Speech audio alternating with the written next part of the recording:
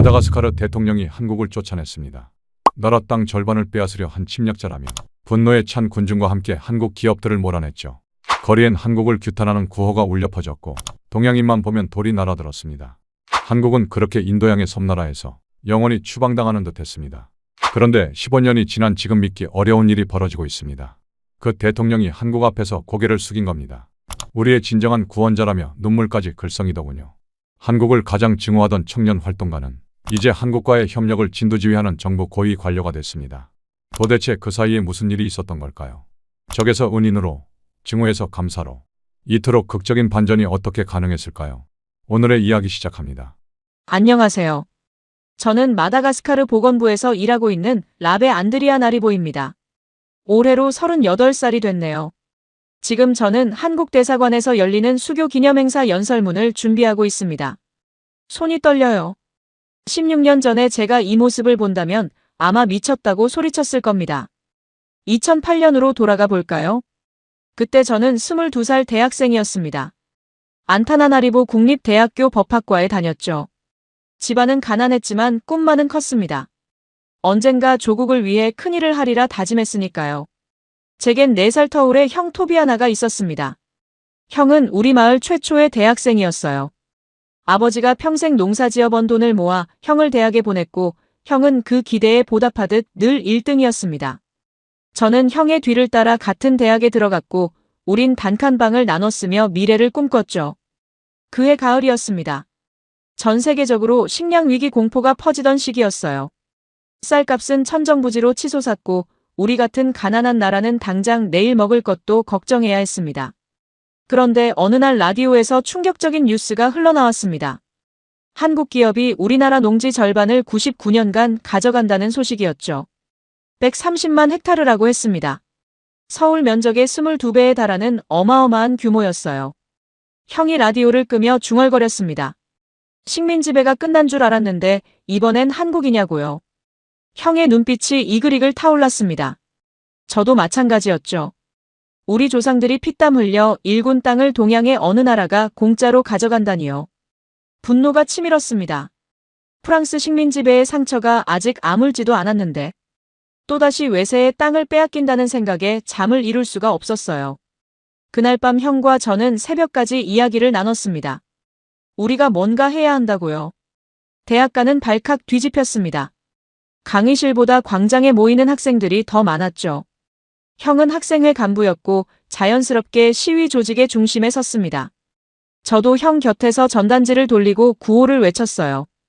한국이라는 나라가 뭔지도 잘 몰랐습니다. 그저 우리 땅을 탐내는 탐욕스러운 침략자라고만 생각했죠. 당시 마다가스카르 국민의 70% 이상이 하루 1달러도 안 되는 돈으로 살았어요. 흙쿠키를 구워 먹는 사람들도 있었습니다. 그런 우리에게 땅은 목숨이나 다름없었죠. 어머니가 수도로 올라오셨습니다. 형과 저를 말리려고요. 어머니는 울면서 말씀하셨어요. 제발 위험한 일에 끼어들지 말라고요. 너희 아버지 평생 소원이 너희 둘 대학 졸업시키는 거라고요. 하지만 형은 고개를 저었습니다. 어머니 죄송하지만 지금 가만히 있으면 우리 손자 세대까지 남의 나라 소작농으로 살아야 한다고요. 형의 눈엔 불꽃이 일렁였습니다. 저도 형 편에 섰죠. 어머니는 결국 눈물만 훔치며 돌아가셨어요. 2009년 1월이 됐습니다. 시위는 점점 격해졌고 수만 명의 군중이 5월 13일 광장을 가득 메웠습니다. 저는 형 바로 뒤에서 깃발을 들었어요. 구호 소리가 하늘을 찔렀죠. 한국 기업은 물러가라. 우리 땅은 우리 것이다. 그날 밤 첫 충돌이 있었습니다. 경찰이 최루탄을 쏘기 시작했고 군중은 흩어졌다 다시 모이기를 반복했어요. 매캐한 연기 속에서 형이 제 손을 꼭 잡았습니다. 무섭냐고 물었죠. 저는 아니라고 대답했지만 사실 다리가 후들거렸습니다. 새벽녘에야 숙소로 돌아왔어요. 형의 얼굴엔 최루액 자국이 줄줄 흘러내렸고 저는 밀치락거리는 통에 팔꿈치가 찢어져 피가 났습니다. 하지만 우린 웃었어요. 해냈다고요. 이제 시작이라고요. 그때는 몰랐습니다. 그게 형과 함께한 마지막 시위가 될 줄은요. 2009년 2월의 어느 날이었습니다. 그날따라 유독 하늘이 맑았어요.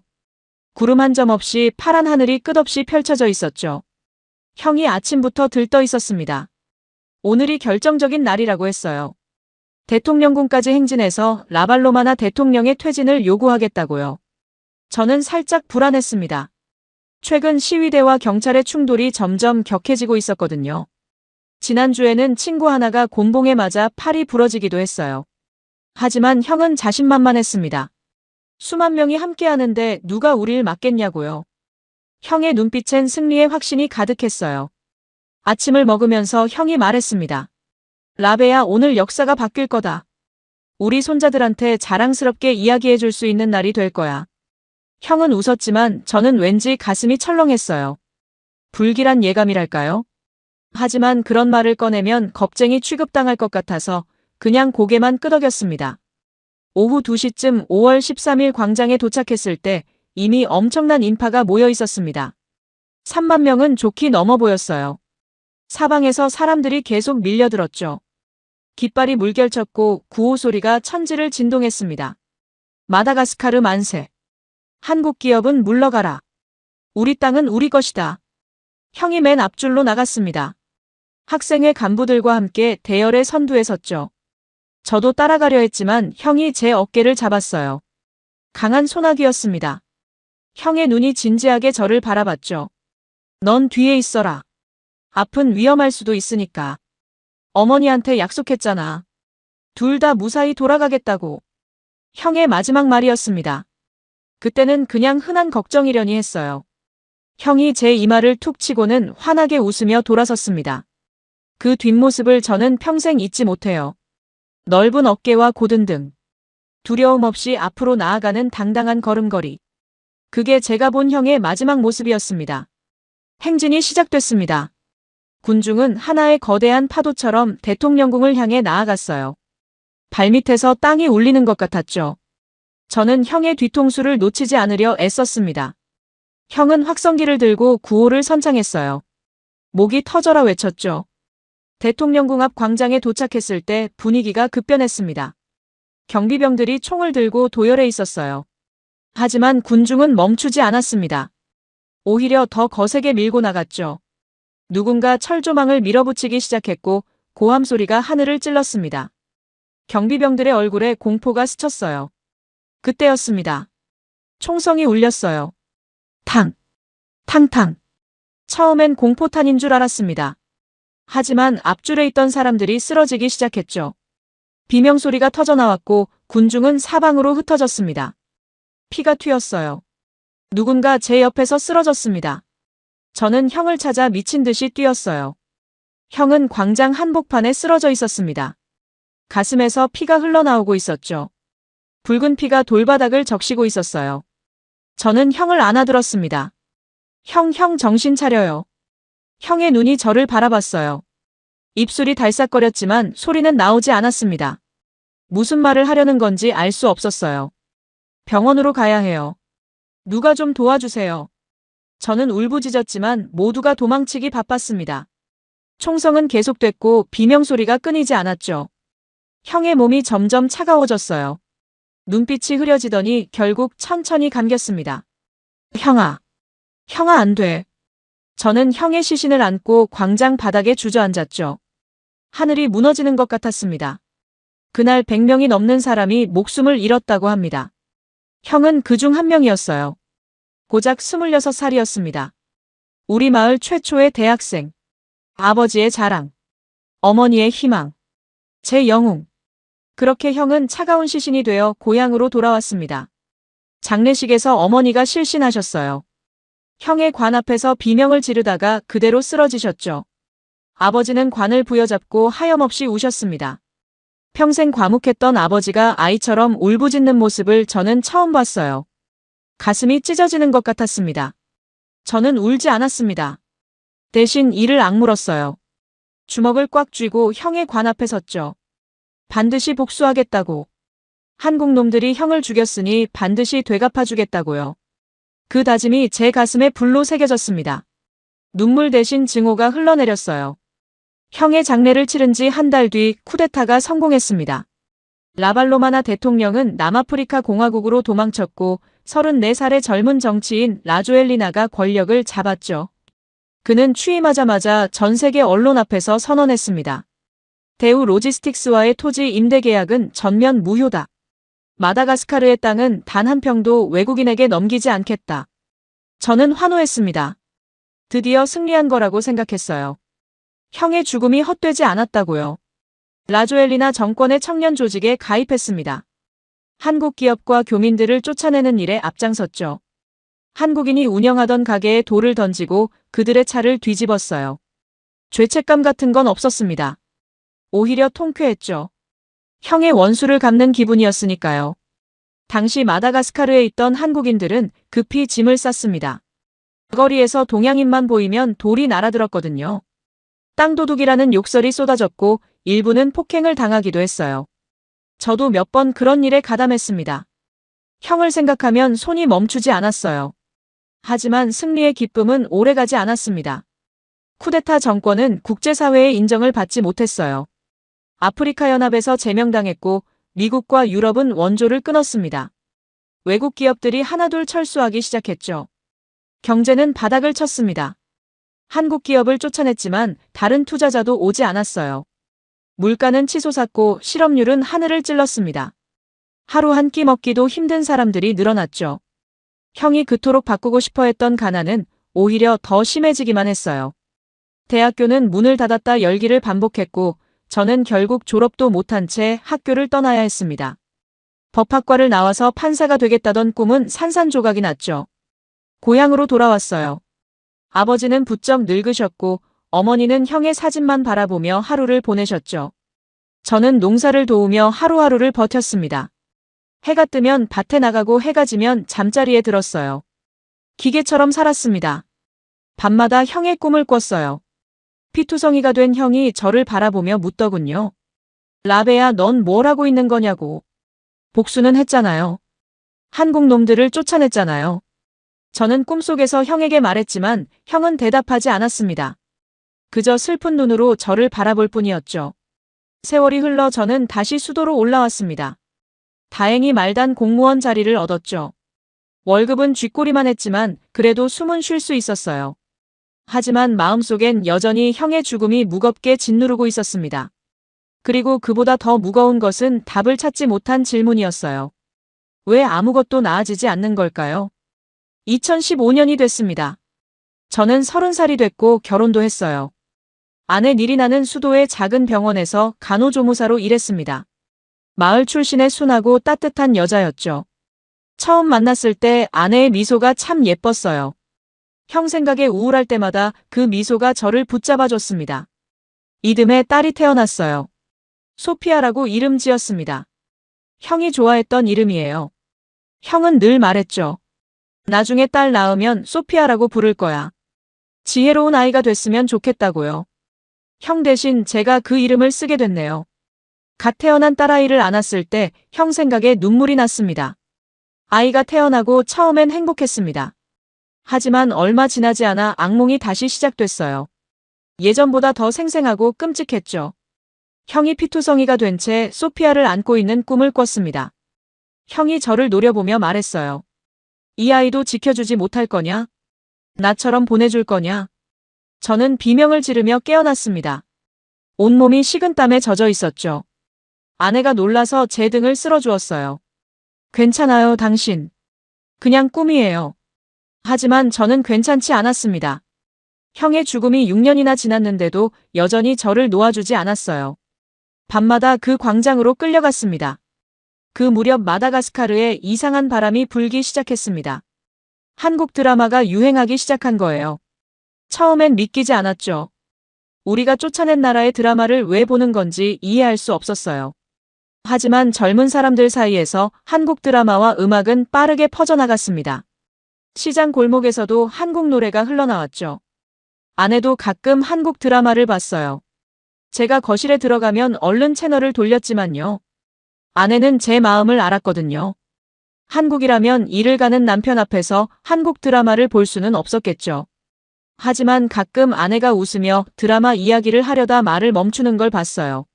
미안한 마음이 들었지만 어쩔 수 없었습니다. 어느 날 밤이었어요. 아내가 실수로 TV를 끄지 않은 채 잠들어 있었습니다. 화면에서 한국 드라마가 나오고 있었죠. 배우들이 뭔가 슬픈 장면을 연기하고 있었어요. 여자가 울고 있었고 남자가 그 여자를 안아주고 있었습니다. 저도 모르게 몇 분간 지켜봤어요. 알아들을 수는 없었지만 감정은 전해졌습니다. 정신이 들어 TV를 꺼버렸습니다. 뭐 하는 짓이야? 형의 원수나라 프로그램을 보다니. 스스로에게 화가 났습니다. 손이 떨렸어요. 하지만 이상하게도 그 장면이 자꾸 떠올랐습니다. 왜 그랬는지 모르겠어요. 직장에서도 변화가 느껴졌습니다. 젊은 동료들은 한국 아이돌 이야기를 하고 한국어 인사말을 주고받았죠. 안녕하세요. 감사합니다. 사랑해요. 한국어가 마치 유행어처럼 번졌어요. 저는 그게 불편했습니다. 한국이 뭐가 좋으냐고 핀잔을 주기도 했죠. 동료들은 어색하게 웃으며 시대가 변했다고 했습니다. 시대가 변하긴요. 제 마음속엔 여전히 2009년 2월의 그날이 생생했어요. 형의 피냄새가 코끝에 맴돌았고 차가워지던 형의 손이 손바닥에 느껴졌습니다. 밤마다 술을 마셨어요. 취해야만 잠들 수 있었거든요. 아내가 걱정했지만 저는 괜찮다고만 했죠. 사실 하나도 괜찮지 않았습니다. 어느 날 라디오에서 이상한 이야기를 들었습니다. 아날라마장가라는 오지 마을에 한국인 의사가 산다는 거예요. 수도에서 차로 8시간이나 걸리는 그 척박한 곳에서 10년 넘게 무료로 환자를 치료한다고요. 처음엔 귀를 의심했습니다. 한국인이 왜 굳이 아프리카 오지에서 의료봉사를 한다는 거죠? 코웃음이 났어요. 분명 뭔가 꿍꿍이가 있겠죠. 자원을 노리거나 종교 포교를 하려는 거 아니겠어요? 아니면 돈 많은 나라에서 온 사람이 가난한 나라 사람들 앞에서 영웅 놀이하는 거겠죠. 언론에 이름 알리고 상 타려는 속셈이 뻔히 보였습니다. 저는 라디오를 껐어요. 듣기 싫었거든요. 하지만 그 이야기는 자꾸 들려왔습니다. 동료들 사이에서도 부시맨 닥터라는 별명이 회자됐죠. 마다가스카르의 슈바이처라고 부르는 사람도 있었어요. 현지인들이 자발적으로 붙인 별명이라고 했습니다. 이재훈이라는 이름의 한국인 의사. 그 이름이 자꾸 귀에 맴돌았어요. 아내도 그 이야기를 알고 있었습니다. 어느 날 저녁 식사 중에 아내가 조심스럽게 말을 꺼냈죠. 여보, 그 한국 의사 이야기 들었어요? 정말 대단한 분인가 봐요. 무당한테 가던 사람들도 이젠 그 의사 선생님한테 간대요. 아이들 목숨을 수없이 살렸다고요. 저는 아내의 말에 퉁명스럽게 대꾸했습니다. 한 명이 착하다고 나라 전체가 용서되는 건 아니야. 우리 형을 죽인 건 한국이야. 그거 잊지 마. 아내는 더 이상 말하지 않았지만 눈빛이 복잡해 보였어요. 제가 너무 심하게 말했나 싶기도 했지만 사과하지 않았습니다. 저는 인정하고 싶지 않았어요. 한국인이 진심으로 좋은 일을 할 리 없다고요. 분명 언론이 과장한 거라고 생각했죠. 아니면 처음엔 순수했다가 나중에 본색을 드러내겠죠. 하지만 마음 한구석이 불편했습니다. 만약 정말로 그런 한국인이 있다면 제가 품어온 증오는 뭐가 되는 걸까요? 형의 죽음은요? 밤마다 형의 얼굴이 떠올랐어요. 2018년쯤이었을 겁니다. 보건부로 발령받은 저는 지방 의료 실태를 조사하는 업무를 맡았어요. 마다가스카르의 의료 환경은 참담했습니다. 수도를 벗어나면 제대로 된 병원이 거의 없었죠. 의사 한 명이 수만 명의 주민을 담당하는 곳도 있었어요. 출장을 다니며 그 현실을 직접 목격했습니다. 출장길에 아날라마장가 근처를 지나게 됐어요. 지도를 보니 1시간만 우회하면 그 한국인 의사의 진료소가 있는 마을이었습니다. 저도 모르게 차를 세웠어요. 한참을 고민했죠. 가야 하나 말아야 하나. 결국 호기심이 이겼습니다. 그 한국인 의사가 정말 있는지 직접 확인하고 싶었어요. 내 눈으로 봐야 믿을 수 있을 것 같았거든요. 비포장도로를 달려 마을에 도착했습니다. 진료소는 허름했어요. 흙벽에 양철 지붕이었죠. 바람이 불면 삐걱거리는 소리가 났습니다. 페인트는 벗겨져 있었고 간판도 낡았어요. 이런 곳에서 사람을 치료한다고. 하지만 그 앞에는 수십 명의 사람들이 줄을 서 있었습니다. 새벽부터 왔다는 사람도 있었어요. 아이를 안은 엄마들, 다리를 절뚝거리는 노인들, 배를 움켜쥔 청년들. 저는 멀찍이서 지켜봤죠. 마치 감시하듯이요. 한국인 의사가 나왔습니다. 50대쯤으로 보이는 남자였어요. 마른 체격에 선한 눈을 가진 사람이었죠. 피부는 햇볕에 그을려 현지인처럼 까맣게 변해 있었습니다. 흰 가운을 입고 있었지만 낡고 빛바랬어요. 그는 환자들과 현지어로 대화를 나눴습니다. 유창하진 않았지만 진심이 느껴지는 말투였어요. 농담을 건네기도 하고 아이들 머리를 쓰다듬기도 했죠. 환자들이 그를 대하는 태도가 인상적이었어요. 마치 오랜 친구를 대하듯 편안해 보였습니다. 한 할머니가 그에게 닭 한 마리를 내밀었습니다. 진료비 대신이었겠죠. 이 척박한 마을에서 닭 한 마리는 큰 재산이에요. 하지만 의사는 고개를 저으며 할머니 손을 꼭 잡았습니다. 뭔가 말했어요. 통역이 없어서 무슨 말인지는 몰랐지만 할머니가 눈물을 글썽이더군요. 그리고 허리를 깊이 굽혀 인사했습니다. 의사는 민망한 듯 손사래를 치며 웃었어요. 가슴이 이상했습니다. 심장이 콩닥거렸어요. 저 사람이 정말 한국인이 맞나 싶었습니다. 제가 알던 한국인들은 우리 땅을 빼앗으려 했던 탐욕스러운 자들이었거든요. 이권에 눈이 멀어 가난한 나라를 착취하려던 침략자들. 하지만 눈앞의 이 남자는 완전히 달랐어요. 저 척박한 곳에서 10년 넘게 버틴 그 끈기. 보상도 없이 환자를 돌보는 그 헌신. 도대체 왜 그러는 걸까요? 무엇이 저 사람을 이 외진 곳에 붙들어 두는 걸까요? 발걸음을 돌렸습니다. 더 보면 안 될 것 같았어요. 제 안에 무언가가 흔들리는 게 느껴졌거든요. 10년 넘게 쌓아올린 증오의 벽에 금이 가는 것 같았습니다. 형아 미안해. 하지만 저 사람은 좀 달라 보여. 차에 올라 시동을 걸면서도 그 한국인 의사의 모습이 자꾸 떠올랐어요. 환자의 손을 잡던 따뜻한 손. 선한 눈빛. 닭을 거절하며 웃던 얼굴. 그날 밤 처음으로 형의 악몽을 꾸지 않았습니다. 2019년 우기가 시작될 무렵이었습니다. 비가 며칠째 쏟아지던 어느 날이었어요. 딸 소피아가 갑자기 쓰러졌습니다. 아침까지 멀쩡하게 뛰어놀던 아이였어요. 유치원에서 돌아온 뒤 점심을 먹다가 갑자기 숟가락을 떨어뜨렸죠. 엄마 머리 아파요. 그 말을 하더니 그대로 식탁에 엎어졌습니다. 아내가 비명을 질렀어요. 저는 아이를 안아들었습니다. 이마를 만져보니 불덩이 같았어요. 체온계를 대보니 40도가 넘었습니다. 심장이 쿵 내려앉았죠. 뭔가 심상치 않다는 걸 직감했어요. 급히 병원으로 달려갔습니다.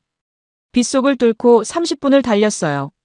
신호도 무시하고 경적을 울리며 달렸죠. 하지만 수도의 국립병원조차 엉망이었습니다. 응급실은 환자들로 넘쳐났어요. 복도까지 사람들이 누워 있었습니다. 의사는 부족했고 간호사들은 정신없이 뛰어다녔죠. 약도 제대로 없었어요. 우리는 번호표를 뽑고 기다려야 했습니다. 아이는 제품에서 계속 열에 시달렸어요. 이마에 땀이 송글송글 맺혔고 숨소리가 거칠어졌죠. 몇 시간을 기다린 끝에 겨우 진료를 받았습니다. 젊은 의사였어요. 피곤에 절어 눈이 충혈되어 있었죠. 그가 아이를 진찰하더니 고개를 저었습니다. 표정이 어두워졌어요. 말라리아입니다. 열대열 말라리아 중에서도 가장 위험한 종류예요. 뇌까지 침범할 수 있어요. 빨리 치료해야 합니다. 의사의 말에 눈앞이 캄캄해졌습니다. 말라리아는 마다가스카르에서 가장 무서운 병 중 하나였어요. 특히 어린아이들에게 치명적이었죠. 해마다 수천 명의 아이들이 이 병으로 목숨을 잃었습니다. 뉴스에서 숫자로만 보던 그 죽음이 제 딸에게 다가온 거예요. 치료약이 필요하다고 했습니다. 아르테미신인 계열의 특효약이요. 하지만 의사가 난처한 표정을 지었어요. 죄송합니다만 지금 병원에 약이 없습니다. 품절이에요. 우기라 말라리아 환자가 급증해서 재고가 바닥났어요. 저는 멍하니 의사를 바라봤습니다. 그럼 제 딸은 어떡해요? 의사는 대답하지 못했어요. 다른 약국을 찾아보시라고만 했죠. 병원을 나와 약국을 돌아다녔습니다. 빗속을 뛰어다녔어요.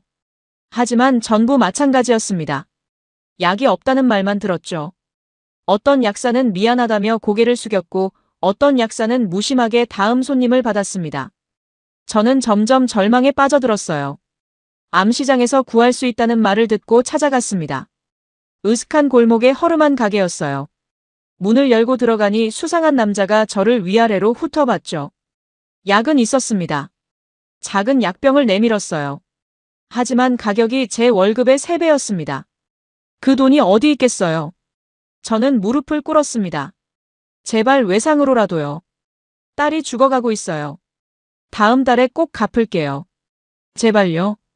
하지만 상인은 싸늘하게 고개를 저었어요. 돈 없으면 안 돼. 여긴 자선단체가 아니야. 저는 그 남자의 다리를 붙잡고 매달렸지만 결국 쫓겨나고 말았습니다. 집으로 돌아왔습니다. 아이의 상태는 시간이 갈수록 나빠지고 있었어요. 열이 더 올랐고 경련까지 시작했습니다. 온몸을 부르르 떨면서 눈이 뒤집어지더군요. 아내가 아이를 안고 울부짖었습니다. 소피아야, 정신 차려. 엄마야. 엄마 여기 있어. 하지만 아이는 반응이 없었어요. 저는 미칠 것 같았습니다. 아무것도 할 수 없는 무력감이 저를 짓눌렀어요. 형이 죽던 날이 떠올랐습니다.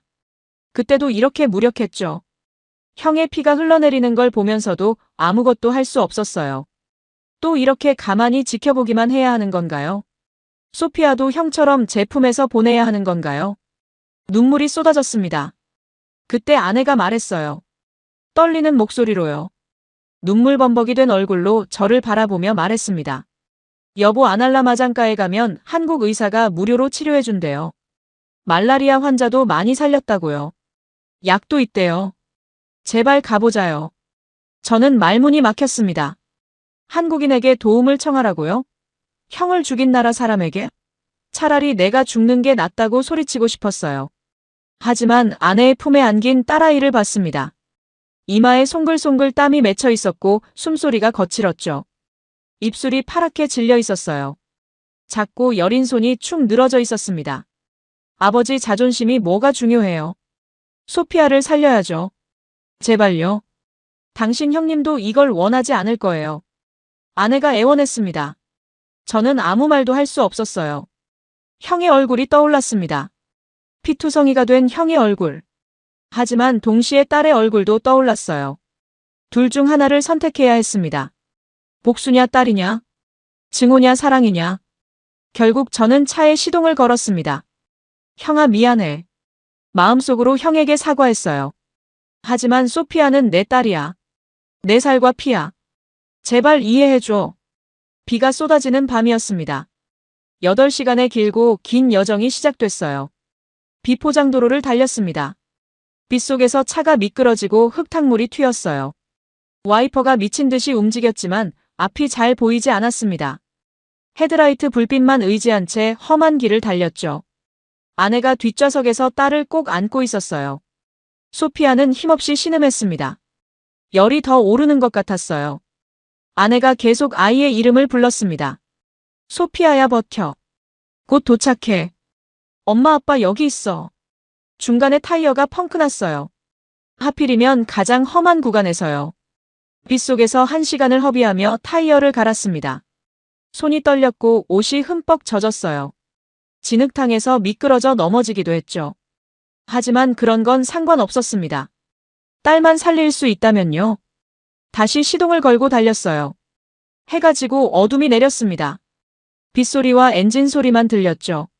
새벽 4시가 넘어서야 아날라 마장가에 도착했습니다. 비가 조금 잦아들었어요. 진료소 앞에 차를 세웠습니다. 다리에 힘이 풀렸어요. 여기까지 왔다는 안도감과 한국인 앞에 서야 한다는 굴욕감이 뒤섞였습니다.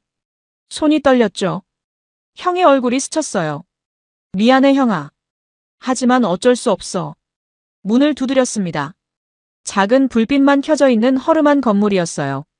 잠시 뒤 안에서 인기척이 나더니 문이 열렸습니다. 한국인 의사가 나타났어요. 잠에서 깬 얼굴이었지만 눈빛은 맑았습니다. 잠옷 위에 가운을 걸치고 있었죠. 저를 보더니 뭔가 물었어요. 한국말이었습니다. 무슨 뜻인지 몰랐지만 걱정하는 표정이라는 건 알 수 있었어요. 저는 입을 열 수가 없었습니다. 목이 메어서 말이 나오지 않았어요. 그냥 뒤에 있는 아내와 딸을 가리켰습니다. 아내가 축 늘어진 아이를 안고 있었죠. 의사는 아이의 상태를 보더니 표정이 굳어졌습니다. 말없이 안으로 들어오라고 손짓했어요. 급한 상황이라는 걸 본능적으로 알아챈 거죠. 진료실은 좁았지만 깔끔했습니다. 의약품이 정리되어 있었고 침대 하나가 놓여 있었죠. 의사는 아이를 침대에 눕히고 재빨리 진찰을 시작했어요. 체온을 재고 맥박을 짚고 눈동자를 확인했습니다. 능숙한 손놀림이었어요. 옆에 젊은 현지인이 있었습니다. 의사의 조수인 것 같았어요. 그가 통역을 해줬죠. 말라리아가 맞다고 합니다. 뇌성 말라리아 직전이에요. 상태가 위중하지만 아직 늦지 않았대요. 지금부터 치료하면 살릴 수 있답니다. 저는 그 자리에 주저앉았습니다. 무릎에 힘이 풀렸어요. 아내가 울음을 터뜨렸죠. 감사합니다. 감사합니다. 아내는 의사에게 절을 했습니다. 의사는 손사래를 치며 뭔가 말했어요. 통역이 전해줬습니다. 아직 고마워하긴 일러요. 우선 치료부터 합시다. 의사는 이미 약을 준비하고 있었어요. 주사를 놓고 링거를 연결했습니다. 차분하고 정확한 동작이었죠. 10년 넘게 수많은 환자를 봐온 경험이 느껴졌어요. 그리고 아이 곁에 의자를 놓고 앉았습니다. 아이의 손을 잡고 뭔가 중얼거렸어요. 기도인 것 같기도 하고 위로인 것 같기도 했습니다. 밤새도록 의사는 자리를 뜨지 않았어요.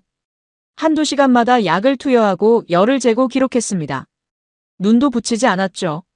저와 아내는 구석에 쪼그리고 앉아 지켜봤어요. 의사의 얼굴에 피로가 역력했지만 손길은 한결같이 부드러웠습니다. 아이의 이마를 짚어보고 이불을 덮어주고 링거줄을 확인했죠. 마치 자기 자식을 돌보는 것 같았어요. 새벽이 지나고 아침 해가 떠올랐습니다. 빗소리가 멈추고 창문으로 햇살이 들어왔어요. 새들이 지저귀기 시작했죠. 의사가 아이의 체온을 재더니 처음으로 웃었습니다. 통역이 말해줬어요. 열이 내리기 시작했대요. 고비는 넘겼습니다. 저는 눈물이 쏟아졌어요. 참고 참았던 눈물이 한꺼번에 터져나왔습니다. 아내도 울었죠. 서로 부둥켜 안고 펑펑 울었어요. 살았다. 소피아가 살았다. 점심때쯤 소피아가 눈을 떴습니다. 천천히 눈꺼풀이 떨리더니 초점 없던 눈동자가 저를 바라봤어요. 아빠. 희미한 목소리로 저를 불렀습니다. 저는 아이를 안고 또 울었어요. 소피아야, 소피아야. 이름을 부르면서 울었습니다. 아내도 옆에서 함께 울었죠. 살았다는 안도감에 온몸에 힘이 풀렸어요. 의사는 조용히 뒷정리를 하고 있었습니다. 사용한 주사기를 정리하고 약품을 제자리에 놓았죠. 저는 아이를 아내에게 맡기고 의사 앞에 섰어요. 뭐라고 해야 할지 몰랐습니다. 미안함과 고마움이 뒤섞여서 머릿속이 복잡했죠. 이 사람은 형을 죽인 나라 사람이에요. 하지만 내 딸을 살린 사람이기도 해요. 어떤 말을 해야 할까요? 결국 저도 모르게 무릎을 꿇었습니다. 이마가 바닥에 닿았어요. 제가 할 수 있는 건 그것밖에 없었죠. 감사합니다. 정말 감사합니다. 생애 처음으로 한국인에게 고개를 숙였습니다. 그것도 진심으로요. 의사가 당황한 듯 저를 일으켜 세웠어요. 두 손으로 제 팔을 잡고 일으켰죠. 그리고 통역을 통해 말했습니다. 아이가 살아서 제가 더 기쁩니다. 이곳에 온 보람이 있네요. 앞으로 며칠 더 경과를 지켜봐야 해요. 걱정 마세요. 그게 전부였습니다. 보상을 바라지도 않았고 잘난 척하지도 않았어요. 그저 담담하게 웃으며 다음 환자를 맞이하러 갔죠. 아침부터 줄을 선 사람들이 또 있었거든요. 돌아오는 차 안에서 아무 말도 하지 못했습니다. 머릿속이 복잡했어요. 아내가 조용히 말했습니다. 세상엔 여러 종류의 사람이 있는 것 같아요. 나라로 사람을 판단하면 안 되는 건지도 몰라요. 저는 대답하지 못했습니다. 하지만 마음속 깊은 곳에서 무언가가 움직이는 걸 느꼈어요. 10년 넘게 쌓아올린 증오의 벽에 금이 가기 시작했습니다. 형아 미안해. 하지만 저 사람은 정말 좋은 사람이었어. 수도로 돌아왔습니다. 소피아는 완전히 회복됐어요. 뛰어다니고 웃고 떠드는 평범한 아이로 돌아왔죠. 하지만 저는 마음이 복잡했습니다. 한국인 의사에게 무릎 꿇었던 그 순간이 자꾸 떠올랐거든요. 형에게 미안했어요. 배신한 것 같았습니다. 일주일쯤 지났을 때였어요. 직장 동료 장 마르크가 저를 찾아왔습니다. 대학 시절부터 알던 친구였죠. 형의 장례식에도 왔었고 함께 시위에 참가하기도 했어요. 그는 여전히 극렬한 반환주의자였습니다. 라베 너 아날라마장가에 다녀왔다며. 한국 놈한테 치료받았다고. 소문이 빠르더군요. 저는 할 말이 없었습니다. 장마르크의 눈이 차갑게 빛났어요. 토비아나 형이 무덤에서 통곡하겠다. 형의 복수는 어디로 간 거야? 배신자. 그 말이 비수처럼 꽂혔습니다. 저도 그렇게 생각했거든요. 형을 배신한 거라고요. 하지만 딸이 죽어가는데 어떻게 해요? 저는 그렇게 대꾸했지만 장 마르크는 코웃음만 쳤습니다. 변명하지 마. 넌 변했어. 그는 돌아섰고 우리 사이엔 금이 갔습니다. 더 힘들었던 건 어머니였어요. 아내가 실수로 어머니에게 그 이야기를 했거든요. 어머니가 전화를 걸어오셨습니다. 목소리가 떨렸어요. 한국인 의사한테 치료받았다고? 내 형을 죽인 나라 사람한테? 어머니 소피아가 죽어가고 있었어요. 어쩔 수 없었어요. 어쩔 수 없긴. 차라리 죽는 게 나았어. 토비아나가 뭐라고 하겠니? 어머니는 울면서 전화를 끊으셨습니다. 저는 멍하니 전화기를 바라봤어요. 가슴이 찢어지는 것 같았습니다. 딸을 살린 건데 왜 이렇게 괴로운 걸까요? 밤마다 악몽을 꿨습니다. 형이 나타나서 저를 노려봤어요. 배신자. 형의 입에서 그 말이 나왔습니다. 저는 비명을 지르며 깨어났죠. 아내가 등을 쓸어줬지만 위로가 되지 않았어요. 저는 완전히 고립됐습니다. 한국을 미워하는 사람들에게도 용납되지 못하고 그렇다고 한국을 용서한 것도 아니었으니까요. 어디에도 속하지 못한 채 혼자였습니다. 2020년이 됐습니다. 전 세계가 공포에 떨었어요. 코로나 바이러스라는 낯선 이름의 전염병이 퍼지기 시작했거든요. 처음엔 먼 나라 이야기인 줄 알았습니다. 하지만 얼마 지나지 않아 마다가스카르에도 상륙했죠. 우리나라 의료 시스템은 붕괴 직전이었습니다. 인구 2,700만 명의 나라의 코로나 검사를 할 수 있는 곳은 수도에 있는 파스테르 연구소 단 한 곳뿐이었어요. 하루 검사 가능 인원은 고작 200명 남짓이었죠. 확진자가 어디에 얼마나 퍼졌는지조차 알 수 없는 깜깜이 상황이었습니다. 국민들은 공포에 질렸고 정부는 속수무책이었어요. 보건당국이 전 세계에 도움을 요청했습니다. 하지만 당시엔 선진국들조차 자국 방역에 급급해서 문을 걸어 잠그던 시절이었어요. 누구도 응답하지 않았습니다. 우리는 버려진 것 같았죠. 그 절망의 순간에 침묵을 깨고 손을 내민 나라가 있었습니다. 바로 11년 전 우리가 매몰차게 내쫓았던 대한민국이었어요. 한국 정부가 방역 물품과 전문가를 보내겠다고 했습니다. 저는 그 소식을 듣고 멍해졌어요. 왜? 우리가 그렇게 미워했는데. 돌을 던지고 욕을 퍼붓고 쫓아냈는데. 왜 도와주는 거죠? 2020년 6월이었습니다. 굳게 닫혀있던 안타나나리보 공항의 활주로에 태극기를 단 비행기가 착륙했어요. 비행기에서 한국산 진단키트와 방호복이 쏟아져 나왔습니다. 그리고 한국 의료 전문가들이 내렸죠. 저는 보건부에서 한국지원팀과의 협력 업무를 맡게 됐습니다. 불편했어요. 한국인들과 함께 일해야 한다니. 하지만 거부할 수 없었습니다. 국가적 위기 상황이었으니까요. 처음 한국팀을 만났을 때 긴장했습니다. 그들이 저를 어떻게 볼까? 우리가 과거에 한 짓을 알까? 하지만 한국인들은 과거 이야기를 꺼내지 않았어요. 그저 웃으며 악수를 청했습니다. 함께 일하게 되어 기쁩니다. 힘을 합쳐 이 위기를 극복합시다. 저는 어색하게 손을 잡았습니다. 뭔가 예상과 달랐어요. 한국 의료팀과 함께 일하기 시작했습니다. 그들은 밤낮 없이 일했어요. 마다가스카르 최초의 감염병 전문 진단 연구소를 세우기 위해서였죠. 한국국제협력단과 굿네이버스가 힘을 합쳐 최신 장비를 갖춘 연구소를 건설했습니다. 저는 현지 코디네이터로 그 과정을 함께했어요. 처음엔 경계심을 늦추지 않았습니다. 분명 뭔가 꿍꿍이가 있을 거라고 생각했죠. 대가를 요구하거나 이권을 챙기려 할 거라고요. 하지만 이상했어요. 그들은 뇌물도 요구하지 않았고 계약서에 이상한 조항을 넣지도 않았습니다. 오직 생명을 살리는 데만 집중했어요. 간호사 김수현이라는 분이 있었습니다. 30대 초반의 여자였어요. 그녀는 우리 집에 몇 번 왔었는데 아내 니리나와 금세 친해졌죠. 두 사람은 서로 다른 언어를 쓰면서도 몸짓과 번역기로 대화를 나눴어요. 웃고 떠들고 요리를 함께 했습니다. 어느 날 아내가 말했어요. 수연 씨 정말 좋은 사람이야. 한국 사람들 생각보다 따뜻해. 저는 대답하지 않았지만 마음이 흔들렸습니다. 연구소가 완공되자 기적 같은 일이 벌어졌어요. 하루 200건에 불과했던 검사 역량이 수천 건으로 늘어났습니다. 숨어있던 감염자를 찾아내 격리하고 확산을 차단하는 체계적인 방역이 가능해졌죠. 사람들이 덜 죽기 시작했어요. 연구소 준공식에 라조엘리나 대통령이 직접 참석했습니다. 바로 2009년 쿠데타로 집권하며 반한 감정을 주도했던 그 사람이요. 저도 현장에 있었어요. 대통령의 연설을 직접 들었습니다.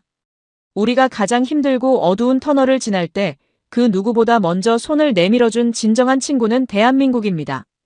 이 은혜를 잊지 않겠습니다. 저는 충격을 받았습니다. 과거 한국 기업은 물러가라고 외치던 그 사람의 입에서 감사합니다. 코리아라는 말이 나왔어요. 세상이 변한 건가요? 아니면 제가 변한 건가요? 머릿속이 복잡했습니다. 하지만 한 가지는 분명했어요. 한국은 우리가 생각했던 것과 달랐습니다. 코로나 사태가 어느 정도 수습된 뒤 저는 승진했습니다. 보건부 핵심 인사가 됐어요. 한국 지원팀과의 협력 업무를 성공적으로 수행한 공로였죠. 아이러니했습니다. 한국을 증오했던 제가 한국 덕분에 출세하다니요. 새로운 프로젝트가 주어졌습니다. 한국과의 드론 의료 배송 프로젝트 책임자였어요. 마다가스카르는 땅은 넓지만 도로 사정이 최악입니다. 우기가 되면 진흙탕으로 변해 차가 다닐 수 없고 마을은 고립되기 일쑤죠. 응급 환자가 발생해도 병원까지 며칠이 걸려 길 위에서 목숨을 잃는 일이 다반사였어요. 한국은 이 문제를 해결하기 위해 드론을 제안했습니다. 땅이 막혀 있다면 하늘을 날자는 거였죠. 혈액과 백신 필수 의약품을 싣고 험한 산과 강을 건너 30분 만에 오지. 마을에 배송하는 메디컬 드론 시스템이었어요. 한국에서 드론 기술팀이 왔습니다. 팀장은 최민호라는 사람이었어요. 40대 중반의 엔지니어였죠. 과묵하지만 실력이 뛰어났습니다. 저는 그와 함께 전국을 돌아다니며 드론 배송 거점을 조사했어요. 차로 이동하면서 많은 대화를 나눴습니다. 최민호 팀장이 물었어요. 라베 씨는 왜 이 일을 하세요? 저는 잠시 망설이다 대답했습니다. 제 딸이 말라리아에 걸렸을 때 약이 없어서 죽을 뻔했어요. 그때 한국인 의사가 살려줬죠. 그런 일이 다른 아이들에겐 없었으면 해서요. 최민호 팀장이 고개를 끄덕였습니다. 그게 바로 우리가 여기 온 이유예요. 기술은 생명을 살리기 위해 존재하는 거니까요. 그의 말이 가슴에 남았습니다. 한국인들은 정말 달랐어요. 중국이 거액의 돈을 빌려주고 빚을 갚지 못하면 운영권을 뺏어가는 방식과는 차원이 달랐죠. 한국은 우리가 진짜 필요한 것을 채워줬습니다. 하지만 여전히 형의 죽음은 가슴에 남아 있었어요. 어머니는 아직도 저와 말을 안 하셨고 장마르크와의 관계도 회복되지 않았습니다. 한국을 용서해야 하는 걸까요? 아직 답을 찾지 못했어요. 2023년이 됐습니다. 이재훈 의사의 마다가스카르 봉사 15주년 기념행사가 열렸어요. 저는 정부 대표로 참석하게 됐습니다. 아날라마장가 마을이었죠. 딸을 살려준 그곳으로 다시 가게 된 거예요. 행사장에 도착했을 때 놀랐습니다. 마을 한가운데에 동상이 세워져 있었어요. 이재훈 의사의 동상이었습니다. 현지인들이 자발적으로 돈을 모아 세운 거라고 했죠. 한국인을 쫓아내자고 시위하던 나라에서 한국인의 동상을 세우다니요. 격세지감이었습니다. 수백 명의 주민들이 모였어요. 이재훈 의사가 살린 환자들, 그의 진료소에서 태어난 아이들, 그에게 의술을 배운 제자들. 모두가 감사의 인사를 전하기 위해 왔습니다. 이재훈 의사는 여전히 선한 눈을 가진 사람이었어요. 머리카락이 희끗해지고 주름이 늘었지만 미소는 그대로였죠. 제가 연단에 올라 정부 축사를 읽으려는 순간이었습니다. 갑자기 행사장 밖에서 고함 소리가 들렸어요. 한국은 침략자다. 우리 땅에서 나가라. 시위되었습니다. 수십 명의 사람들이 깃발을 들고 행사장으로 난입했어요. 맨 앞에 장마르크가 있었습니다. 대학 시절 친구. 형의 장례식에서 함께 울었던 동지. 그가 저를 노려봤어요. 눈빛이 차가웠습니다. 라베, 넌 여기서 뭘 하는 거야? 형의 원수들한테 감사패를 주려고. 행사장이 아수라장이 됐습니다. 주민들과 시위대가 뒤엉켰어요. 고함 소리와 비명 소리가 뒤섞였죠. 경호원들이 시위대를 막으려 했지만 역부족이었습니다. 이재훈 의사가 조용히 연단에서 내려왔어요. 그리고 시위대 앞에 섰습니다. 누군가 그에게 돌을 던졌어요. 이마에 맞아 피가 흘렀지만 그는 피하지 않았습니다. 그저 두 손을 벌리고 서 있었어요. 저는 멍하니 그 광경을 바라봤습니다. 15년 전이 떠올랐어요. 그때도 이랬죠. 분노한 군중 돌과 화염, 그리고 피. 형이 쓰러지던 그날과 똑같았습니다. 심장이 미친 듯이 뛰었어요. 뭔가를 해야 했습니다. 하지만 몸이 움직이지 않았어요. 장마르크가 저에게 다가왔습니다. 군중을 해치고 연단 앞까지 왔어요. 그의 얼굴에는 분노와 경멸이 가득했습니다. 눈이 충혈되어 있었고 목에는 핏줄이 붉어져 있었죠. 대학 시절부터 알던 친구의 얼굴이 낯설게 느껴졌어요. 라베, 넌 형의 복수를 잊었어. 배신자야. 토비아나 형이 저 한국 놈들 때문에 죽었다는 걸 잊은 거야? 우리가 함께 피 흘리며 싸웠잖아. 형 장례식에서 뭐라고 맹세했는지 기억 안 나? 저는 아무 말도 할 수 없었습니다. 형의 얼굴이 떠올랐어요. 피투성이가 된 형의 얼굴. 차가워지던 형의 손. 광장에서 울부짖던 저의 모습. 장례식에서 복수를 맹세하던 22살의 저. 그 기억이 파도처럼 밀려왔습니다. 가슴이 조여왔어요. 하지만 동시에 다른 기억도 떠올랐습니다. 밤새 소피아 곁을 지키던 이재훈 의사의 모습. 새벽까지 링거를 갈아주고 열을 재던 그 손길. 코로나 현장에서 밤을 새운 한국 의료팀. 방호복을 입고 땀에 젖은 채로 환자를 돌보던 김수현 간호사. 드론 프로젝트를 위해 전국을 함께 돌아다닌 최민호 팀장.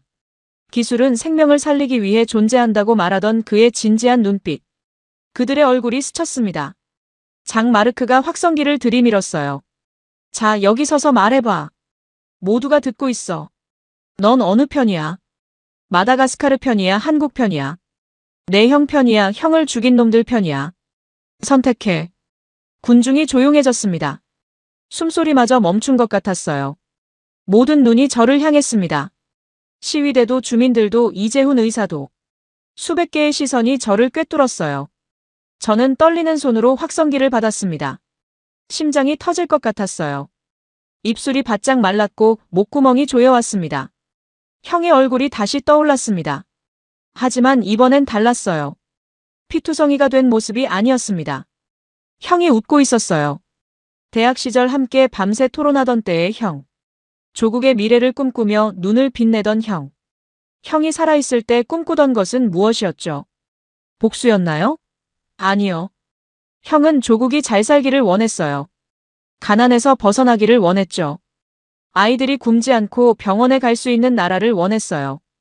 형의 죽음을 이용해 증오를 키우는 건 형이 원한 게 아니었습니다. 저는 입을 열었어요. 목소리가 떨렸지만 또렷하게 말했습니다. 확성기를 통해 제 목소리가 광장에 울려 퍼졌죠. 형은 한국이 아니라 우리의 분노가 죽였어요. 장마르크의 얼굴이 굳어졌습니다. 뭐라고?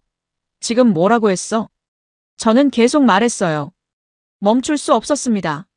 15년 동안 복수만 생각했어요. 한국을 미워하면 형이 돌아올 줄 알았죠. 증오가 형의 빈자리를 채워줄 거라고 믿었어요. 하지만 아무것도 변하지 않았어요. 형은 돌아오지 않았고 우리는 여전히 가난했어요. 아이들은 여전히 병원도 못 가고 죽어갔고 도로는 여전히 진흙탕이었어요. 진짜 적은 한국이 아니었어요. 우리의 가난이었고 무지였고 분노였어요. 군중 사이에서 웅성거림이 일었습니다. 저는 이재훈 의사를 바라봤어요. 그는 피가 흐르는 이마를 손수건으로 누르며 저를 바라보고 있었습니다. 아무 말 없이 그저 저를 지켜보고 있었어요. 그 눈빛이 따뜻했습니다. 괜찮다고 말해주는 것 같았어요. 저는 확성기를 들고 계속 말했습니다. 목소리가 갈라졌지만 멈추지 않았어요. 이제 시작했으니 끝까지 가야 했습니다. 한국은 우리가 쫓아낸 뒤에도 돌아왔어요. 복수하러 온 게 아니었습니다. 우리 아이들을 살리러 왔죠. 이재훈 선생님을 보세요. 15년 동안 이 척박한 마을에서 수천 명의 목숨을 살렸어요. 무당한테 가던 사람들이 이제 병원을 찾게 됐어요. 문맹이던 청년들이 의술을 배워 의료인이 됐고요. 이분이 받은 게 뭐예요? 월급이요? 명예요? 아무것도 없어요. 오히려 방금 돌에 맞아 피를 흘리고 있잖아요. 군중이 술렁였습니다. 몇몇 주민들이 고개를 끄덕였어요. 그들도 이재훈 의사에게 치료받은 사람들이었으니까요. 한 여인이 아이를 안고 울먹였습니다. 그 아이도 이재훈 의사가 살린 아이였을 거예요. 제 목소리가 점점 커졌습니다. 내 딸 소피아도 그중 하나예요. 5년 전 말라리아로 죽어갈 때 수도 병원에는 약이 없었어요. 암시장에서는 월급의 3배를 불렀죠. 저는 무릎 꿇고 빌었지만 아무도 도와주지 않았어요. 우리나라 사람들이요. 그때 이분이 밤새 제 딸 곁을 지켜줬어요. 한국인이요.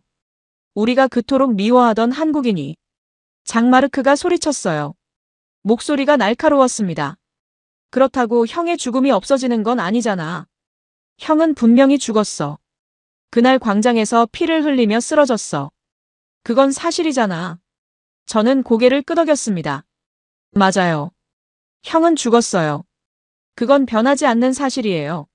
매일 밤 형 꿈을 꿔요. 아직도 형의 얼굴이 눈에 선해요. 하지만 형을 죽인 건 한국 기업이 아니에요. 그날 총을 쏜 건 우리 군인이었어요. 마다가스카르 군인이요. 우리의 분노를 이용한 정치인들이었어요. 한국을 미워한다고 형이 돌아오지 않아요. 하지만 한국과 손을 잡으면 다른 형제들은 살릴 수 있어요. 다른 누군가의 형을 살릴 수 있다고요. 시위대 사이에서 동요가 일었습니다. 몇 명이 깃발을 내렸어요. 깃대를 땅에 내려놓는 소리가 들렸습니다. 한 젊은이가 중얼거렸어요. 나도 저 의사한테 치료받은 적 있어. 우리 어머니도 저분이 살렸어. 또 다른 사람이 말했습니다. 코로나 때 한국이 안 도와줬으면 우리 마을 다 죽었어.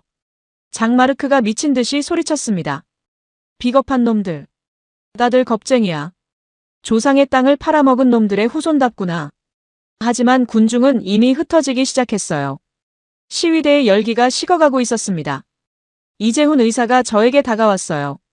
피가 흐르는 이마를 닦지도 않고요. 천천히 걸어와서 제 앞에 섰습니다. 그리고 아무 말 없이 저를 안아줬어요. 낯선 포옹이었지만 따뜻했습니다. 아버지 품처럼 느껴졌어요. 눈물이 쏟아졌습니다. 15년 동안 참았던 눈물이 한꺼번에 터져나왔어요. 형아, 나 이제 놓아줄게요. 형이 원한 건 복수가 아니었잖아요. 조국이 잘 살기를 원했잖아요. 나 이제 그 꿈을 이어갈게요. 용서해줘요, 형아. 저는 이재훈 의사의 품에서 펑펑 울었습니다.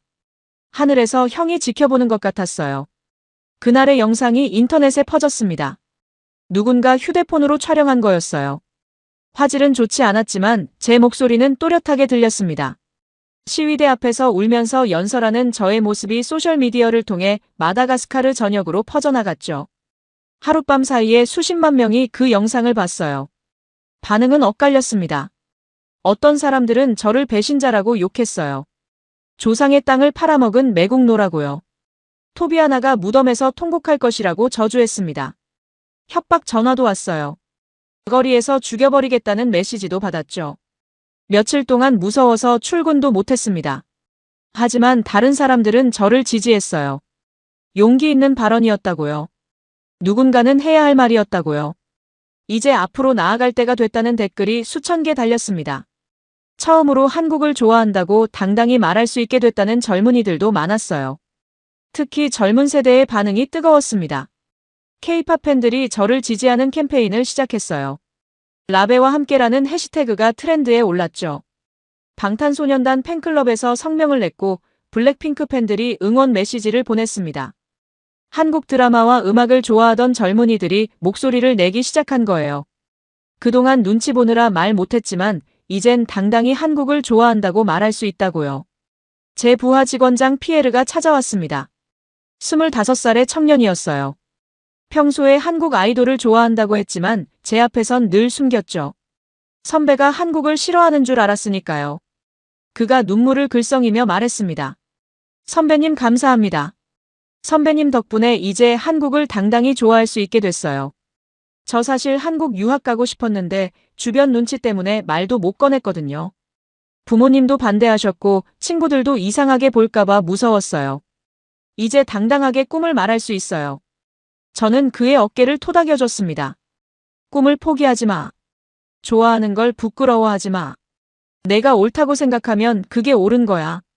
물론 비난도 많았어요. 장마르크는 저와 완전히 결별했습니다. 다시는 얼굴 보지 말자고 했죠. 공개적으로 저를 비난하는 성명도 냈어요. 일부 언론에서는 저를 친일파에 빗대어 비난했습니다. 한국의 앞잡이라고요. 하지만 저는 흔들리지 않았어요. 처음으로 제가 옳은 일을 하고 있다는 확신이 들었거든요. 어머니에게 전화를 드렸습니다.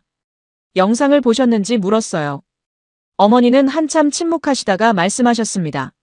맞다. 저는 숨을 죽이고 기다렸어요. 심장이 쿵쾅거렸습니다. 어머니가 뭐라고 하실까? 욕을 하실까? 인연을 끊자고 하실까? 어머니가 한숨을 쉬셨어요. 그리고 낮은 목소리로 말씀하셨습니다. 내가 옳은지 모르겠다. 하지만 내 형도 내 편이었을 것 같구나.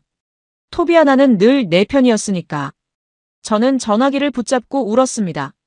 어머니가 조금이나마 마음을 여신 것 같았거든요. 2024년이 됐습니다.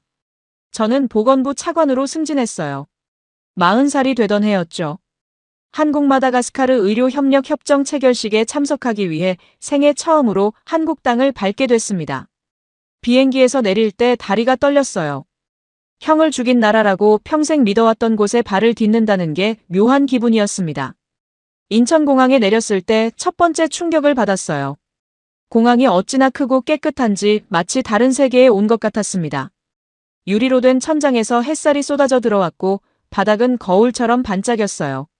모든 게 체계적이고 효율적이었죠. 안내 로봇이 돌아다니고 화장실마저 첨단 시설이었어요. 변기가 자동으로 물을 내리고 손을 갖다 대면 비누가 나왔습니다. 마다가스카르의 공항과는 차원이 달랐죠. 서울로 가는 길에 창밖을 바라봤습니다. 고속철도를 탔는데 시속 300km로 달린다고 했어요. 믿기지 않았습니다. 우리나라에서는 8시간 걸리는 거리를 여기선 1시간에 가다니요. 창밖으로 고층 빌딩들이 스쳐 지나갔어요. 깨끗한 도로, 잘 정비된 대중교통 활기찬 거리. 사람들은 바쁘게 움직였지만 질서정연했습니다. 가이드가 설명해줬어요. 한국도 예전엔 가난했다고요. 60년 전만 해도 세계에서 가장 가난한 나라 중 하나였대요. 전쟁으로 폐허가 됐고 외국에서 원조를 받아야 했대요. 우유와 밀가루를 구호품으로 받던 나라였다고요. 하지만 포기하지 않고 열심히 일해서 지금의 발전을 이뤘다고요. 한강의 기적이라고 부른대요. 저는 마다가스카르를 생각했습니다. 우리도 할 수 있을까요? 우리도 이렇게 될 수 있을까요? 희망이 피어올랐어요. 협정 체결식이 끝난 뒤 세종학당을 방문했어요. 마다가스카르반이 있다고 했거든요. 20명 남짓의 한국인 학생들이 마다가스카르어를 배우고 있었습니다. 저를 보더니 환하게 웃으며 인사했어요. 마다가스카르어로요. 살라마 통까 미니스트라. 안녕하세요, 장관님. 발음이 어눌했지만 진심이 느껴졌습니다. 열심히 연습한 티가 났어요. 왜 마다가스카르어를 배우냐고 물었어요. 한 학생이 수줍게 대답했습니다. 마다가스카르에 가서 봉사하고 싶어요. 이재훈 선생님처럼요. 저도 누군가를 도울 수 있는 사람이 되고 싶어요. 가슴이 뭉클했습니다. 한국의 젊은이들이 우리나라에 관심을 갖고 있다니요. 우리를 돕고 싶어 한다니요. 저는 그들과 사진을 찍고 연락처를 교환했어요. 언젠가 마다가스카르에서 만나자고 약속했습니다. 밤에 호텔방에서 창밖을 바라봤어요. 서울의 야경이 반짝이고 있었습니다. 수백만 개의 불빛이 보석처럼 빛났죠. 아름다웠어요. 하지만 더 아름다운 건 한국 사람들의 마음이었습니다. 그들은 과거의 상처를 원망하지 않았어요. 대신 미래를 향해 손을 내밀었죠.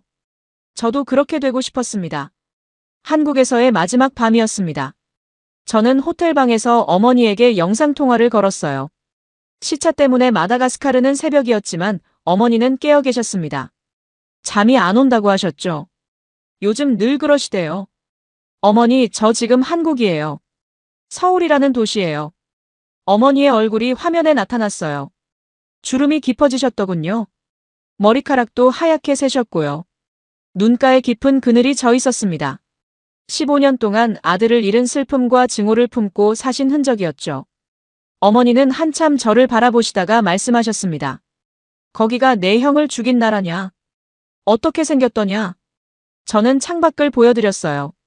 반짝이는 야경을요. 어머니가 한숨을 쉬셨습니다. 참 밝구나. 우리 마을과는 다르네.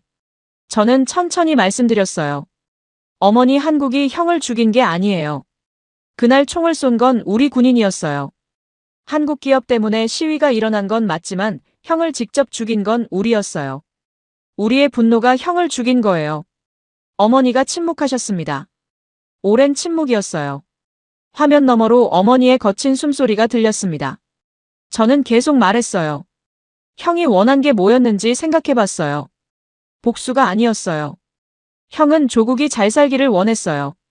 가난에서 벗어나기를 원했죠. 동생들이 배불리 먹고 학교에 다니기를 원했어요. 증오로는 아무것도 바뀌지 않아요. 하지만 손을 잡으면 바꿀 수 있어요. 형의 꿈을 이룰 수 있어요. 어머니 눈에 눈물이 고였습니다. 입술이 파르르 떨렸어요. 토비아나도 그걸 원했을까? 정말 그랬을까? 네, 어머니. 형은 분명 그걸 원했을 거예요. 형은 늘 저한테 말했잖아요. 우리나라가 한국처럼 되면 좋겠다고요. 아이들이 굶지 않는 나라, 병원에 갈 수 있는 나라요. 형의 꿈을 이루는 게 진짜 복수예요. 어머니가 한숨을 쉬셨어요. 길고 깊은 한숨이었습니다. 그리고 천천히 고개를 끄덕이셨어요. 내가 옳은지 모르겠다. 하지만 내 형도 이제는 편히 쉬었으면 좋겠구나. 15년이나 원한을 품고 있으니 얼마나 힘들었겠니? 형도 어미도 너도. 저는 눈물을 흘렸습니다. 어머니, 죄송해요. 진작 말씀드렸어야 했는데. 어머니가 고개를 저으셨어요. 아니다. 내가 들을 준비가 안 됐었어. 이제야 들을 수 있게 된 것 같구나. 내 형도 분명 내 편일 거다. 토비아나는 늘 동생 편이었으니까. 전화를 끊고 저는 한참을 울었습니다. 15년 만에 어머니와 화해했어요. 형의 무게가 어깨에서 조금은 내려간 것 같았습니다. 창밖의 서울 야경이 눈물 때문에 흐릿하게 보였어요. 하지만 그 어느 때보다 아름다웠습니다. 형아, 이제 편히 쉬어요. 나 잘할게요. 마다가스카르로 돌아왔습니다. 인천공항에서 비행기를 탈 때 묘한 기분이 들었어요. 떠나기 싫었습니다. 일주일 동안 보고 느낀 것들이 너무 강렬했거든요. 깨끗한 거리, 친절한 사람들, 발전한 도시. 그 모든 게 꿈만 같았죠.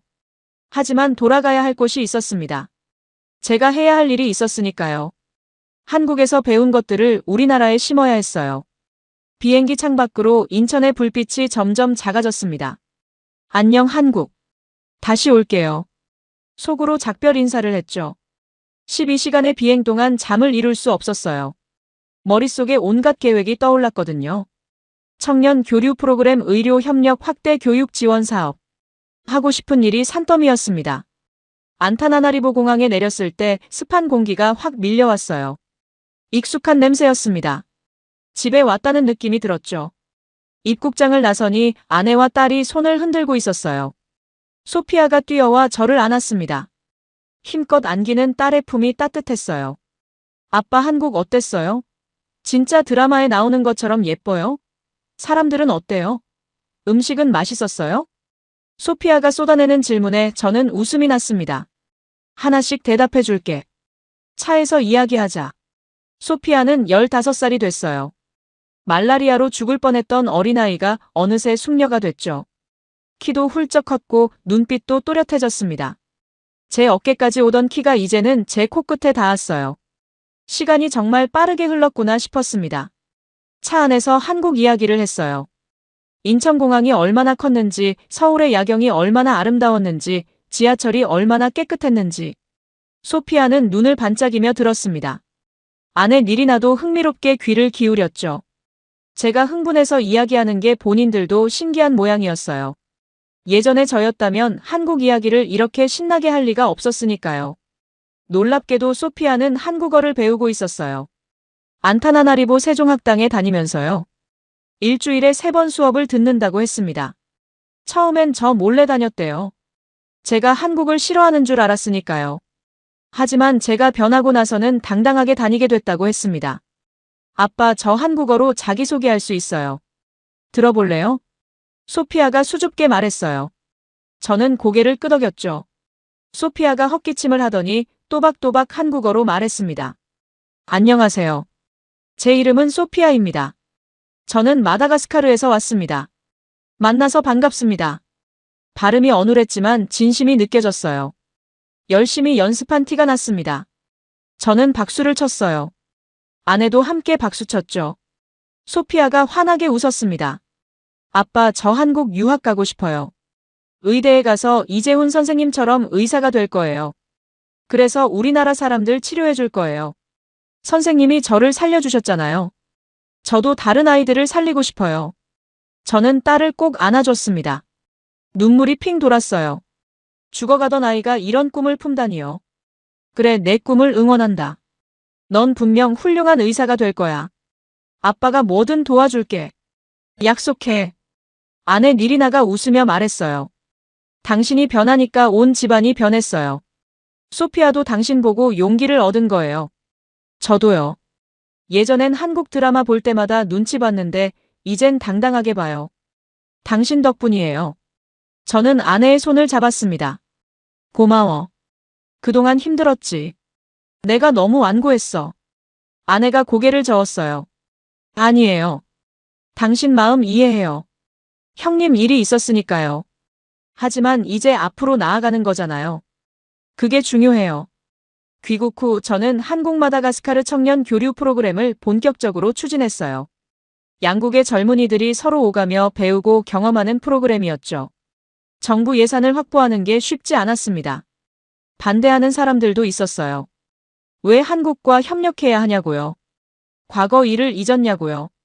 하지만 저는 포기하지 않았습니다. 회의에서 발표하고 장관을 설득하고 국회의원들을 만났어요. 수십 번의 거절 끝에 결국 승인을 받아냈습니다. 첫 번째 참가자로 장 피에르를 추천했어요. 제 부하 직원이었죠. 한국 아이돌을 좋아하던 청년. 유학을 꿈꾸지만 눈치 때문에 말 못하던 친구요. 그에게 소식을 전했을 때 장 피에르는 믿기지 않는다는 표정이었습니다. 정말요? 제가요? 한국에 갈 수 있는 거예요? 그래, 내가 첫 번째 참가자야. 열심히 배우고 와. 우리나라를 위해 쓸 수 있는 사람이 돼서 돌아와.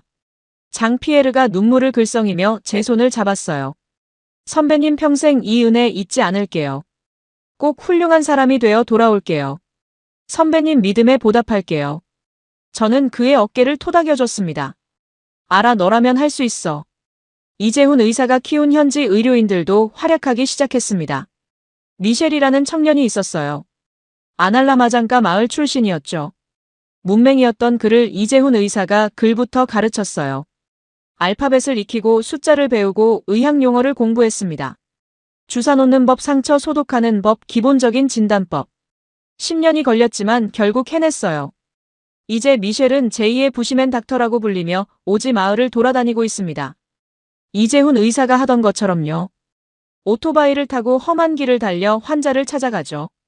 이재훈 의사의 유산이 이어지고 있는 겁니다. 미셸을 만났을 때 그가 말했어요. 선생님이 저한테 그러셨어요. 내가 떠나도 내가 있으면 이 마을은 괜찮을 거라고요. 저는 그 약속을 지키고 있어요. 선생님이 가르쳐 주신 대로요. 저는 미셸의 손을 꼭 잡았습니다. 고맙다. 내가 자랑스럽다. 이재훈 선생님도 분명 기뻐하실 거야. 어느 날 예상치 못한 손님이 찾아왔어요. 장 마르크였습니다. 기념행사에서 시위를 주도하고 저를 배신자라고 불렀던 그 친구요. 마지막으로 본 뒤 1년 넘게 연락이 없었는데 갑자기 사무실로 찾아온 거죠. 비서가 장마르크 씨가 오셨는데요 하고 말했을 때 저는 긴장했습니다. 또 싸우러 온 건가 싶었거든요. 들어오라고 해. 장마르크가 문을 열고 들어왔어요. 그의 얼굴에는 피로가 역력했습니다. 눈 밑에 다크서클이 짙었고 볼이 쑥 들어가 있었어요. 예전에 패기 넘치던 모습은 온데간데 없었죠. 힘없이 서 있는 모습이 안쓰러웠습니다. 할 말이 있어서 왔어. 저는 자리에 앉으라고 했어요. 커피를 권했지만 그는 고개를 저었습니다. 잠시 침묵이 흘렀어요. 장마르크가 한숨을 쉬더니 입을 열었습니다. 미안해 라베. 내가 너무 심했어. 내 딸이 죽어가는데 어떻게 하겠어. 나라도 그랬을 거야. 아니 나라면 더 빨리 갔을 거야. 그런데 난 내가 배신자라고 욕했어. 형 들먹이면서 너한테 상처 줬어. 정말 미안해. 저는 고개를 저었어요. 아니야. 내 마음 이해해. 우리 모두 형 때문에 힘들었잖아. 너도 형을 좋아했으니까. 형 장례식에서 너도 울었잖아. 장마르크의 눈에 눈물이 고였습니다. 그래, 토비아나, 형 정말 좋아했어. 내 롤모델이었어. 형이 죽고 나서 난 분노밖에 없었어. 그 분노를 한국한테 쏟았던 거야. 그게 형을 위한 거라고 믿었어. 하지만 내 말이 맞아. 형은 복수를 원한 게 아니었어. 형은 우리나라가 잘 되길 원했어. 저는 자리에서 일어나 장마르크 옆에 앉았습니다. 그의 어깨에 손을 얹었어요. 우리 둘 다 힘들었어. 15년 동안 증오만 품고 살았으니까. 하지만 이제 놓아주자. 형도 그걸 원할 거야. 장마르크가 손을 내밀었습니다. 떨리는 손이었어요. 다시 친구할 수 있을까? 예전처럼 허물없이 지낼 수 있을까? 저는 그 손을 꼭 잡았어요. 당연하지. 우린 원래 친구였잖아. 대학 때부터 함께였잖아. 그거 변하지 않아. 우리는 얼싸안고 울었습니다. 사무실에서 두 중년 남자가 끌어안고 펑펑 우는 모습이 우스웠을 거예요. 하지만 상관없었습니다. 15년 만에 친구를 되찾았으니까요. 15년 만에 모든 것이 제자리를 찾아가는 것 같았어요. 2024년 12월 한국 대사관에서 수교 기념 행사가 열렸습니다. 양국 관계가 정상화된 지 5년째 되는 해였죠. 저는 정부 대표로 감사 연설을 하게 됐어요. 행사 일주일 전부터 연설문을 썼습니다. 쓰고 지우고 다시 쓰고 수십 번은 고쳤을 거예요. 하고 싶은 말이 너무 많았거든요. 15년의 세월을 어떻게 몇 분 안에 담을 수 있겠어요. 하지만 최선을 다했습니다. 행사 당일 아침 일찍 일어났어요. 거울 앞에 서서 넥타이를 맸습니다. 손이 떨려서 몇 번이나 다시 맸죠. 아내가 다가와 넥타이를 고쳐줬어요. 괜찮을 거예요. 당신이라면 잘할 수 있어요. 아내의 말에 조금 안심이 됐습니다. 대사관에 도착했을 때 가슴이 벅찼어요. 입구에 태극기와 마다가스카르 국기가 나란히 걸려 있었습니다. 바람에 펄럭이는 두 깃발을 보니 감회가 새로웠어요. 15년 전만 해도 저 태극기를 찢어버리고 싶었는데 이제는 나란히 걸린 모습이 아름답게 느껴졌습니다. 행사장 안으로 들어갔어요. 이미 많은 사람들이 와 있었습니다. 한국 대사님, 정부 관료들, 기업인들, 언론인들. 300명은 좋게 되어 보였어요. 저는 무대 뒤에서 연설 순서를 기다렸습니다. 객석을 살펴봤어요. 익숙한 얼굴들이 보였습니다. 이재훈 의사가 앞줄에 앉아 계셨어요. 여전히 선한 눈을 가진 분이셨죠. 머리카락이 거의 다 하얘졌지만 미소는 그대로였습니다. 김수현 간호사도 왔어요. 코로나 때 함께 밤을 새우며 일했던 분이죠. 최민호 팀장도 보였습니다. 드론 프로젝트를 함께 했던 엔지니어요. 그들이 저를 보며 손을 흔들었어요. 저도 손을 흔들어 인사했습니다. 아내와 딸 소피아도 왔어요. 소피아는 한복을 입고 있었습니다. 분홍색 저고리에 연두색 치마. 한국어 선생님에게 선물 받은 거라고 했어요.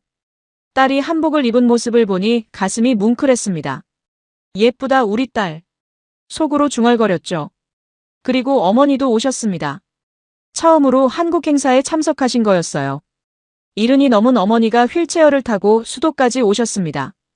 고향에서 비행기 타고 오신 거예요. 평생 비행기라곤 타본 적 없는 분이 저를 위해 오셨습니다. 어머니의 눈가에 주름이 깊게 패여 있었지만 눈빛은 맑았어요. 저를 보며 살짝 고개를 끄덕이셨습니다. 잘해라. 그 눈빛이 말하고 있었죠. 드디어 제 순서가 됐습니다. 사회자가 제 이름을 불렀어요. 마다가스카르 보건부 차관 라베 안드리아 나리보 씨를 무대로 모시겠습니다. 박수 소리가 들렸습니다. 저는 심호흡을 하고 무대로 올라갔어요. 연단에 섰습니다. 마이크 앞에 서니 손이 떨렸어요. 300개의 시선이 저를 향하고 있었습니다. 조명이 눈부셨고 심장이 쿵쾅거렸죠. 하지만 마음은 평온했습니다. 할 말이 있었고 들어줄 사람들이 있었으니까요. 저는 준비한 연설문을 내려다봤어요. 하지만 문득 종이를 접어 주머니에 넣었습니다. 마음에서 우러나는 말을 하고 싶었거든요. 마이크를 잡고 입을 열었습니다. 안녕하십니까? 저는 마다가스카르 보건부 차관 라베 안드리아 나리보입니다. 오늘 이 자리에 서게 되어 영광입니다. 하지만 솔직히 말씀드리면 15년 전에 저였다면 이 자리에 설 수 없었을 겁니다. 아니, 서고 싶지 않았을 겁니다. 객석이 조용해졌어요. 모든 눈이 저를 향했습니다. 15년 전 저는 한국을 적으로 여겼습니다. 제 형이 죽은 게 한국 때문이라고 믿었죠. 2009년 그 비극적인 날 형은 시위 현장에서 총에 맞아 제 품에서 숨을 거뒀습니다. 26살이었어요. 우리 마을 최초의 대학생이었고 아버지의 자랑이었고 제 영웅이었습니다. 저는 형의 시신을 안고 복수를 맹세했어요. 한국을 쫓아내겠다고요. 그리고 실제로 그렇게 했습니다. 한국인들에게 돌을 던지고 욕을 퍼붓고 쫓아냈어요. 그게 애국이라고 믿었습니다. 잠시 말을 멈췄어요. 객석에서 누군가 숨을 죽이는 소리가 들렸습니다. 하지만 한국은 우리가 던진 돌에 빵으로 답했습니다. 우리가 쫓아낸 뒤에도 돌아와서 우리 아이들을 치료해줬어요. 이재훈 선생님을 보십시오. 저기 앞줄에 앉아 계신 분입니다. 이분은 15년 동안 우리나라 오지에서 봉사하셨어요. 수도에서 차로 8시간 걸리는 척박한 마을에서요. 수천 명의 목숨을 살리셨습니다. 아무 데가 없이요. 오히려 오늘도 이마에 상처가 있으시죠. 작년에 시위대가 던진 돌에 맞으신 겁니다. 그래도 떠나지 않으셨어요. 이재훈 의사를 바라봤어요. 그는 겸연쩍은 듯 손을 저었습니다. 저는 계속 말했어요. 제 딸 소피아도 그분이 살린 아이입니다. 5년 전 말라리아로 죽어가고 있었어요.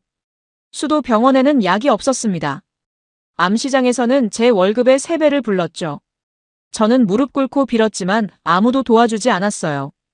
우리나라 사람들이요. 하지만 이재훈 선생님은 달랐습니다. 밤새 제 딸 곁을 지켜주셨어요. 아무 데 가도 바라지 않고요. 한국인이 내 딸을 살렸습니다. 제가 그토록 미워하던 나라 사람이요. 소피아를 바라봤어요. 딸이 눈물을 흘리고 있었습니다. 한복 소매로 눈물을 닦고 있었죠. 아내가 딸의 어깨를 감싸 안았습니다. 코로나가 닥쳤을 때도 마찬가지였습니다. 2020년 전 세계가 공포에 떨었을 때 우리나라는 속수무책이었어요. 하루 200건도 검사를 못하는 형편이었죠. 전 세계에 도움을 요청했지만 아무도 응답하지 않았습니다. 우리가 쫓아냈던 한국을 제외하고요. 한국은 진단키트와 전문가를 보내줬어요. 연구소를 세워줬고 수천 명의 목숨을 구했습니다. 우리가 그토록 미워했는데도요. 제 목소리가 떨렸어요. 하지만 멈추지 않았습니다. 한국이 우리에게 가르쳐준 건 의술만이 아닙니다. 용서하는 법을 가르쳐줬어요. 다시 시작하는 법, 함께 가는 법, 원수에게도 손을 내미는 법을요. 진심은 국경을 넘습니다. 한국의 진심이 우리의 마음을 녹였습니다. 제 얼어붙은 마음을 녹였습니다. 눈물이 흘러내렸어요. 손등으로 닦았지만 계속 흘렀습니다. 오늘 저는 한국에 감사드립니다. 대한민국 국민 여러분께 감사드립니다. 그리고 이 자리에서 약속드립니다. 마다가스카르는 한국의 진정한 친구가 되겠습니다. 과거의 상처를 딛고 미래를 향해 함께 걸어가겠습니다. 제 형 토비아나가 꿈꾸던 세상 가난에서 벗어난 마다가스카르를 만들겠습니다. 한국과 함께요. 마지막으로 한마디 더 하겠습니다. 형아 보고 있죠? 저 해냈어요. 이제 편히 쉬세요. 마이크에서 손을 뗐습니다. 잠시 정적이 흘렀어요. 그리고 박수가 터져 나왔습니다. 기립박수였어요. 300명의 사람들이 일어나 손뼉을 쳤습니다. 박수 소리가 천장을 울렸어요. 이재훈 의사가 눈물을 훔치며 박수쳤고 김수현 간호사도 울고 있었습니다. 최민호 팀장이 엄지손가락을 치켜들었어요. 어머니가 휠체어에서 일어나려 하셨어요. 옆에 있던 아내가 부축했습니다. 어머니가 저를 바라보며 고개를 끄덕이셨어요. 눈물이 볼을 타고 흘러내리고 있었습니다. 저는 연단에서 내려와 어머니에게 달려갔어요. 어머니를 안았습니다. 뼈가 앙상한 어머니의 몸이 느껴졌어요. 어머니가 제 등을 토닥이셨습니다. 잘했다. 토비아나도 자랑스러워할 거다. 어머니의 목소리가 떨렸어요. 저는 어머니 품에서 아이처럼 울었습니다. 감사합니다, 어머니. 용서해 주셔서요. 소피아가 뛰어와 저를 안았습니다. 아빠 최고예요. 저도 아빠처럼 될 거예요. 한국 가서 의사 되어서 돌아올게요. 아내 니리나도 와서 우리 셋을 안았어요. 가족이 한데 모여 울었습니다. 이재훈 의사가 다가오셨어요. 저는 어머니에게서 몸을 떼고 그에게 인사했습니다. 깊이 허리를 숙였어요. 선생님 감사합니다. 진심으로 감사드립니다. 이재훈 의사가 웃으며 제 손을 잡았습니다. 라베 씨 오히려 제가 감사해요. 오늘 연설 정말 감동적이었어요. 이 나라에서 15년 보낸 보람이 있네요. 선생님은 왜 이 나라에 오셨어요? 왜 떠나지 않으셨어요? 우리가 그렇게 미워했는데도요. 이재훈 의사가 잠시 생각하더니 대답했어요. 사람이 사람을 돕는데 이유가 필요한가요? 아픈 사람이 있으면 치료해야죠. 국적이 뭐가 중요해요? 제가 할 수 있는 일을 했을 뿐이에요. 그 말이 가슴에 깊이 박혔습니다. 사람이 사람을 돕는데 이유가 필요한가요? 저는 15년 동안 이유를 찾았어요. 한국을 미워할 이유, 용서하지 않을 이유. 하지만 정작 중요한 건 이유가 아니었습니다. 마음이었어요. 진심이었죠. 행사가 끝나고 밖으로 나왔습니다. 해가 지고 있었어요. 하늘이 주황색으로 물들었습니다. 대사관 앞마당에 태극기와 마다가스카르 국기가 나란히 휘날리고 있었어요. 바람에 펄럭이는 두 깃발. 과거의 상처를 딛고 미래를 향해 함께 나아가는 두 나라를 상징하는 것 같았습니다. 소피아가 제 손을 잡았어요. 아빠, 저기 봐요. 깃발이 예쁘죠? 저는 고개를 끄덕였습니다. 그래, 예쁘다. 정말 예뻐. 하늘을 올려다봤어요. 구름 사이로 별이 하나 떠오르고 있었습니다. 형이 생각났어요. 형이 저 별처럼 저를 지켜보고 있는 것 같았습니다. 형아, 나 이제 괜찮아요. 행복해요. 형이 꿈꾸던 세상을 만들어 갈게요. 한국이랑 같이요. 고마워요, 형아. 그리고 안녕. 저는 가족과 함께 대사관을 떠났습니다. 새로운 내일을 향해 걸어갔어요. 뒤에서 펄럭이는 깃발 소리가 마치 형의 응원처럼 들렸습니다.